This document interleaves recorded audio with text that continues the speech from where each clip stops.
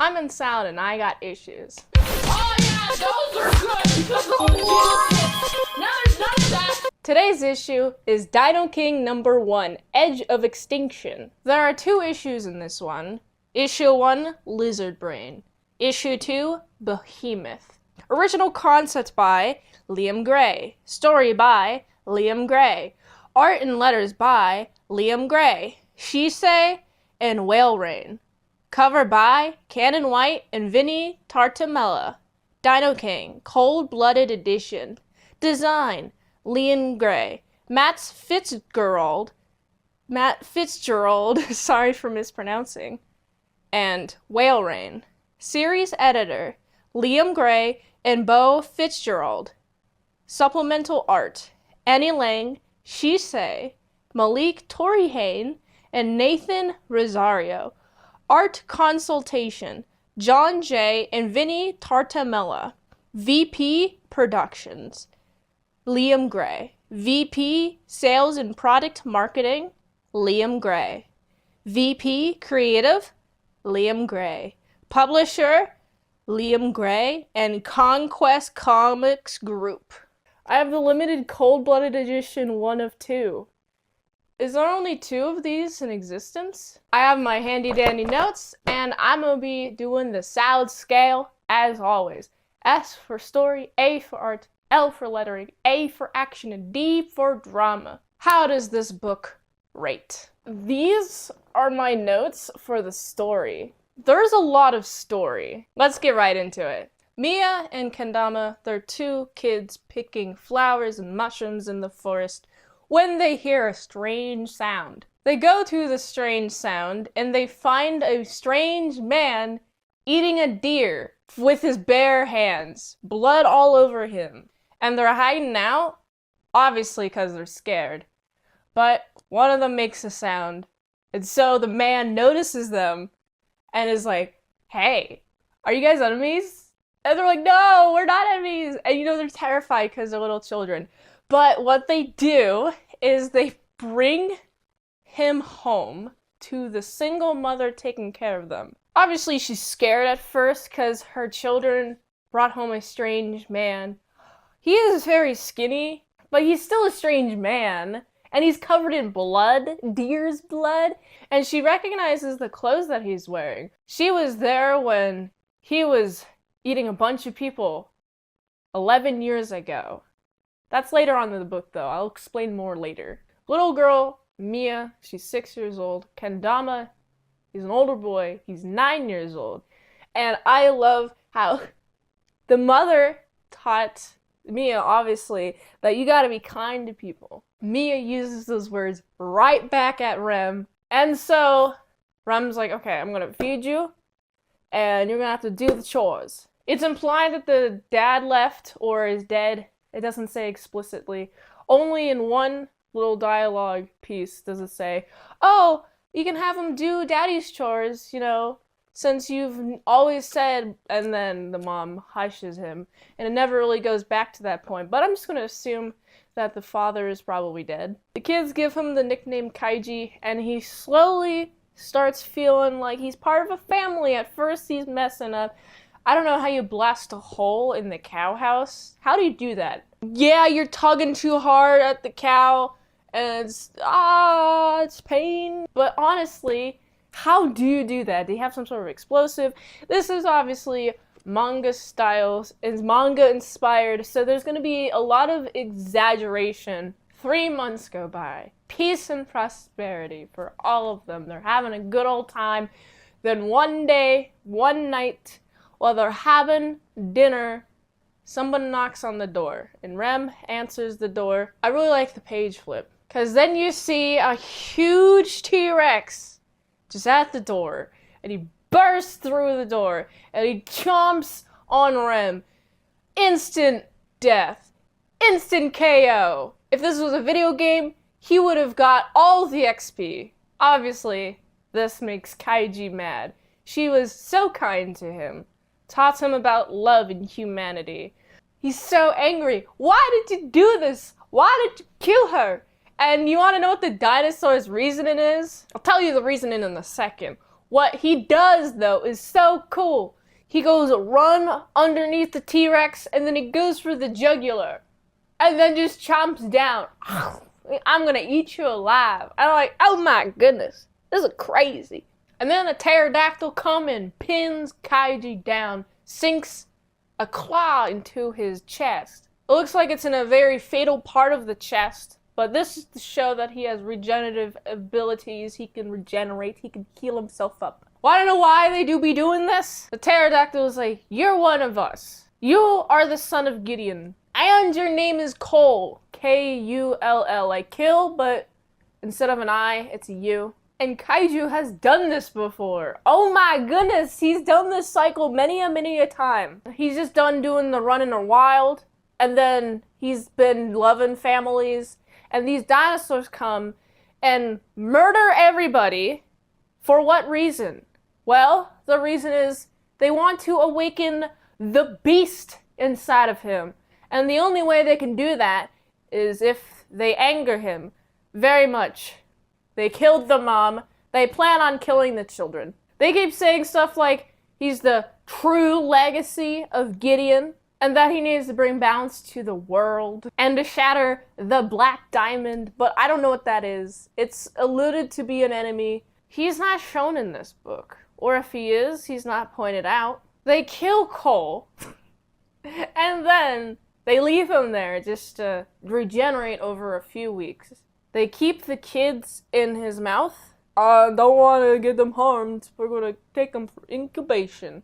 And then that's what they do. And Kaiju, after he regenerates, covered in blood, is like, I'm going to come for you. And that's the end of the first issue. And then the second issue. Big theme in this book, by the way. All that is lasting is in Kaiju's blood. This line is repeated a few times during the book. He transforms into a dino-human hybrid. And we got all these dinosaurs in front of him. They're like, hail to the king. But they're ordered to keep him out. Wait, who's doing the orders? If he is the king, then who's giving the orders? The general? Wouldn't the king be above the general? Or is that just America? I know there's no kings in America, but I'm thinking about the equivalent in this society, in this dino society. Who's giving the orders, if not the king? So a bunch of dinosaurs are coming at him, and he's like fighting them. Right? And he looks very human-ish. He has the dino transformations going on. But at this point in the book, he still has the human resemblance. Obviously, the figure is going to be bipedal, but his face isn't as long now as it is later when he's more berserk. He gets his arms ripped off, and then he regenerates them really quickly and defeats them. I'm like, okay. There's a lot of action scenes in this issue, and oh boy, is there a ton of action. I'm gonna talk more about that in the art and the action sections of this review. Let's continue on with the story. There's so much story. There is one dino that stays alive, and he smartly kneels. And then he goes, he just jumps and then goes forward. He was told to avenge Gideon, but he's going to Gideon. And then these dinos, a next wave of dinos are like, hey, we have to stop you from reaching Gideon. And I'm like, why? Why do you not want Kaiji to meet Gideon, these pair of dinosaurs? Kaiji ends up killing the T-Rex guy, and the pterodactyl's like, oh, come on, guy, you suck. I hate you. Pterodactyl's like, I've had the kids in my mouth the entire time. Or it's not shown that he went and picked up the kids or anything. It just shows that the pterodactyl drops the kids from his mouth. He's like, yes, become your truest self. You're berserk right now. How about you eat these children? And then you can unleash the true power within you. And these children, they hug him and they break the berserk. And they're having a hugging time. And Kaiji's like, oh, I remember you now. I'm gonna protect you guys. And then the pterodactyl shoots a beam of a Hellquake Inferno absolute incineration wave. And then Kaiju changes into a dinosaur because in the previous page he had changed into human form, but the page before that he was still dinosaur form, and it's not really explained Wait, does he have fast transformation? I think it's supposed to be implied that he can change really fast in this form. But as dinosaur form, he roars at the incineration wave. And I guess he absorbed it while the pterodactyl was flying up ahead. It didn't show him absorbed it, it just showed him roaring at it. And then the kids were like, oh, he's coming back. And then, like, he's a human again. And then he goes back into dinosaur mode to get him back with the wave he was just shooting at them. And the pterodactyl goes, goodbye, pterodactyl. This scene confused me in how many transformations there were. I don't know if it was necessary to transform each and every time back, or at least show every transformation, or say that he can transform really quickly, because I didn't get that impression at all from reading this book. And I think the page right after the racing, obliterating the pterodactyl, the page after that I think would hit harder with him transforming back into human. But he's already like transformed back and forth and back and forth and back and forth. I'm just like, it doesn't really have the same impact. You could also show, since you have those like statted panels, you could also show the hands transformation. You could just show the hands transforming and really utilize the time. And then that would be easier for me to understand in my brain. Otherwise, what's currently happening now kind of confuses me in this part. But I generally understand what's happening. They go to the high ground to be able to find a way to walk home, and instead they find a dead Gideon, his dad. And that's the end of the story. Some of these pages are inserts. Some of them are ads. Some of them, the outside, they have some information about the characters, and none of those I read. I was solely focused on the comic book. What did the comic book give me in terms of information? That is what I'm solely depending this review on. Overall, the story is pretty emotional. I like how the character has an emotional core as a driving force. I like the setup. I like taking away the mom and taking away the kids and Kaiji having to go get them. And then he's learning about his own family. This book is really about found family versus blood family. We got a blood family literally trying to force Kaiji into becoming somebody that he doesn't want to be. And his found family really truly loves him. And he'll do anything for his found family, even if his blood family takes his found family away from him. He'll still say no, screw you guys, I'm gonna do what I want. And this makes me excited for volume 2, because this technically has 2 issues, so issue 3 and 4. Now let's go to the art. The art style is very manga inspired. The big eyes, the detailless face, minimal detail, but lots of shading. Use of crosshatches, not a ton. There's still some, but not a ton, but it's mostly lines. There's some of that transparent black for shadow. Oh yeah, this is entirely in black and white. A lot of manga tropes used. I haven't watched much manga. I have read some anime. And anime has to get it from somewhere. The vertical lines on the face to indicate emotional distress, whether it's sadness, fear, anxiety, that's used. Really dramatic shots are emphasized with good use of values and lots of angles. Good composition, a lot of the panels. I noticed the beginning of the book, excluding the forest, because the forest was generally darker in values. Very beginning of the book, the children are lighter in value, lots of whites, some grays, to indicate just different values, but not much black, except for like the line art. And then you meet Kaiji, and he's a weird foreign guy. And so he's colored in darker values. And when he comes up to the children, he's completely dark. And the children are light, and it creates a very dramatic effect. And that stuck with me because I felt that. I felt that scene. I was like, oh no. What is he gonna do? Is he gonna eat these children? He's eating a deer. But of course, the children are like, nah. please come with us. We are your friends. And then the homestead that they all live at is very bright in values. Lots of whites, minimal grays. Whenever there's an emotion, there's a little bit of darker values, and that's usually whenever Kaiji is interacting with the world. He's like, oh no, I'm such a screw up. Oh man, I'm such a failure. Oh man, I have food, I can't believe it. And he's like excited, tears of joy. And also when Kaiji sees food, he's a little bit darker in value, just like eating up.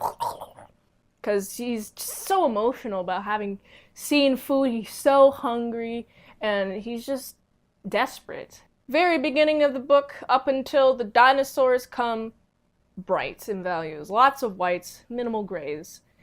When the dinosaur comes, whoom, very dark. The rest of the book has a lot of dark values.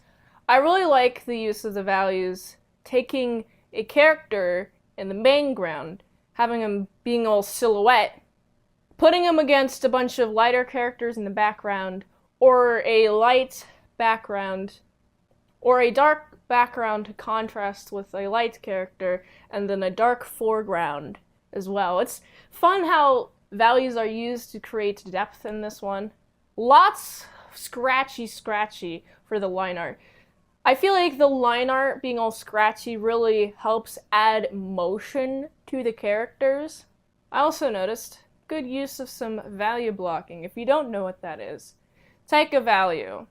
Range from like black to like mid-gray.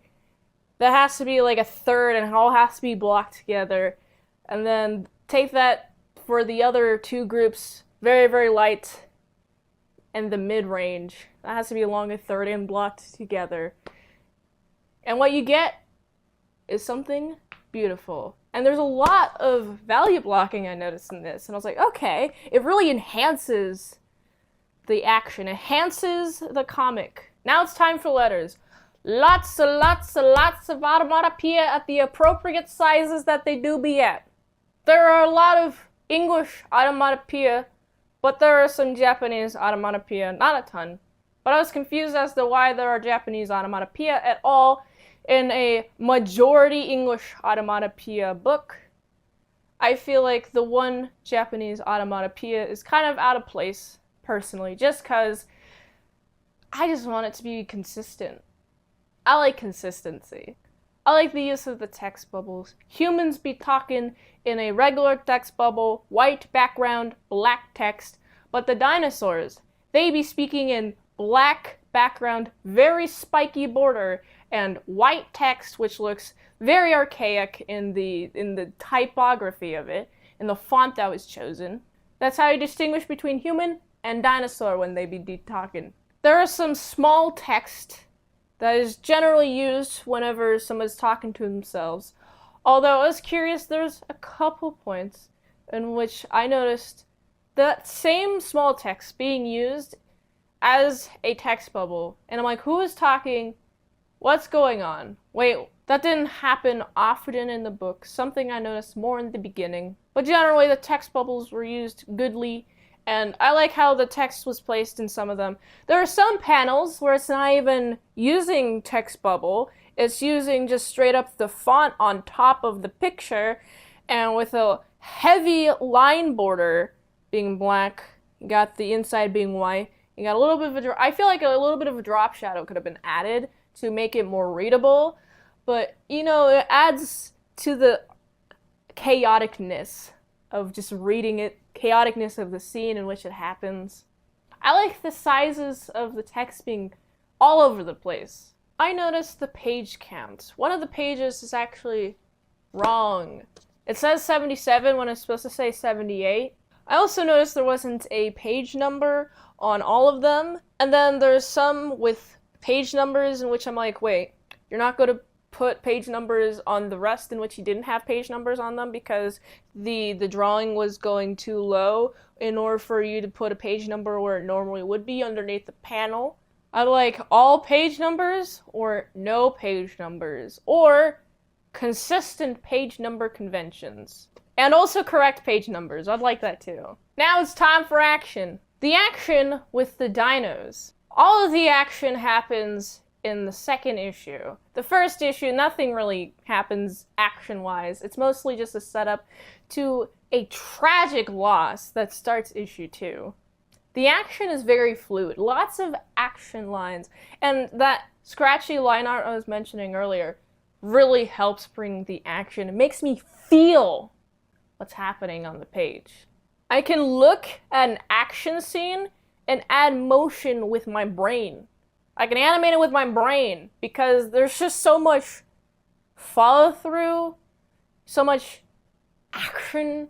I said action so many times. I feel like it's drawn like animation. There might be some anime influences in there too. The impact is great. I look at this and I'm like, oh man, am I being punched? Just because the punch is drawn very convincingly. Or the push, or the whatever. Any sort of action that happens in this book. It's very readable. There's a couple of panels where I'm like, wait, what's happening here? This isn't super readable. But generally, it's readable. Only a couple of times is it not readable. I like the energy beams. Very manga, very anime inspired for sure.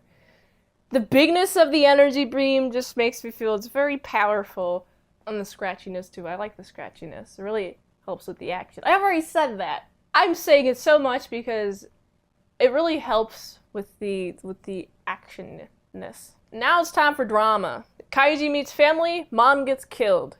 And then the kids get kidnapped. Kaiji dies and regenerates. Kaiji goes after his found family, while the blood family be like, you have to do your destiny. You gotta do it. And they're also framing all of his actions like, yes, you're on our side. Come on, just go a little bit further, please. When he's just clearly focused on saving the children. The dinosaurs obviously want a new king since their old one is dead, but Kaiji over here, their Dinoking, he's just messing around with humans. Ugh, they can't have that. And that drives the conflict in this book.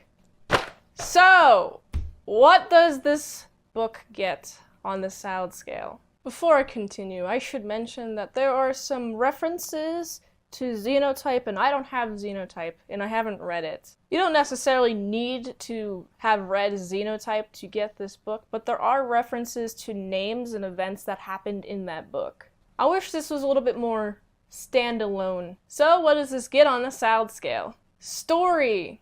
It definitely drew me in. I was compelled by the emotionality of it. And the ending was very satisfying. I'm interested in the dinosaur world. I know they're called xenotypes, but I liked calling them dinosaurs. I'm not exactly clear on what a xenotype is. Are they all like Dinoking? They're human and then they can transform into a dinosaur, or are they all dinosaur? This book doesn't clear it up. I'm sure it happens in the book before this, but I just wish there was a little bit more information because this isn't called Xenotype 2. This is called Dinoking 1. There are also some points where I'm like, wait, why are these dinosaurs doing this? Isn't it against their own interest to defeat you? I'm not clear what these dinosaurs who are opposing Dinoking are. Because I understand the interest of the pterodactyl. He's like, we need a king. He doesn't say explicitly, but I got it while reading between the lines. I'm like, okay, obviously the king's dead and they need a new king, and he's the son, and they need somebody to lead. Okay, but what about these other xenotypes that just appear out of nowhere, and they're here to make sure he doesn't get to Gideon? And I'm like, why? Why? They're Black Talon? Okay, they're a group called Black Talon. But why? Why are they going against him? There are some questions like that that I have, but overall, I enjoyed the story, so I'd have to give it a 3. Now it's time for art. Lots of scratchy lines. I like the depth. There's obvious use of photo reference, and I like the use of photo reference. I appreciate the effort of using photo reference so you don't get something wrong, and you get the depth correctly. I really enjoyed the use of values. I enjoyed the action of it. Overall, the art is really, really good. The art is definitely the best part of this book. The art adds life to this book. I read this book 4 times, and each time I was like, man, there's something new to look at in terms of the art, something that I didn't catch before. It's just overall a beauty to look at. So I'm gonna have to give the art, it's a solid, Even though it's not line art that's clean, it's very rough. I like that. Just because it adds to the action. So I'm about to give it a 4.5. The letters. Lots of automatopoeia, great use of automatopoeia. Automatopoeia is placed when it's important to driving the story. Automatopoeia is also placed on a lot of the movements. Automatopoeia is also placed in all of the action. All the action has a sound. The automatopoeia helps bring the life in this comic book. With how much automatopoeia there is, I still wish there was a little bit more. Just to add a little bit more liveliness to the book. I like the differentiating in the text bubbles. I also like the small text. Of course, there's stuff that I mentioned earlier that I found weird, but overall, the lettering was pretty well done. So I gotta give the lettering, it's a 4. The action. Oh my goodness, this book really does thrive on its action. There's so much intense action. The action felt alive. Like I said earlier, I felt like I could animate it with my brain. I just overall really felt enthralled. I felt thoroughly engaged with all the action scenes. My book was flippin'. I was so engaged with the action scenes just because it's so alive. The impacts feel heavy. In a 2D format, that's hard to do. Make your impacts feel like they have weight, and it's done well. So I'm about to give the action. I'm about to give it a 5. And then the drama. Strong emotional core to the character. I loved it. Just because I felt that Kaiji didn't have any sort of love in his life because of how he's acting. He's learning that cows are friends, and he's learning not to kill the cabbage. Overall, he's learning how to have a stable, loving life with a loving family. And then it gets taken away from him, and he's trying to get it back. Obviously, he can't bring back Rem, but the children need him now. I didn't feel much weight with the dinosaurs dying. Now, Kaiji has to deal with his, what he called mom, which is Rem, the kid's parents, is dead, and he's now learning that his dad is dead. He is an orphan, just like these children, and I think it sets up the next volume pretty well.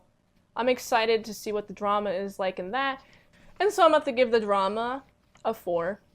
And so what does Dinoking Volume 1 get on the salad scale? It's a 20.5 out of 25. And this has been Min's Got Issues. Oh yeah, those are good because of the